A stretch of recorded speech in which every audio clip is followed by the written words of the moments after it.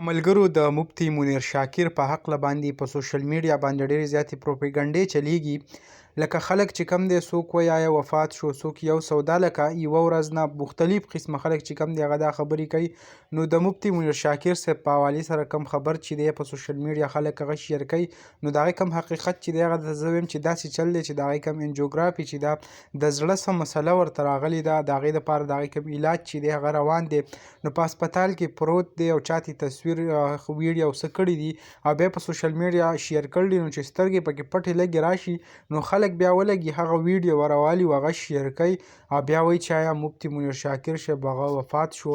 نو زه تاسو ټولو ته وایم چې آیا داسې پروپاګانډې هغه مه خوروئ، ځکه په سوشل میډیا که تاسو خیال کړئ د پرون نه بله ورځ نه د طاهر خان په حوالې سره هم یو پوسټ کېږي او لګیا دي خلک چې آیا هغه وفات شوی دی.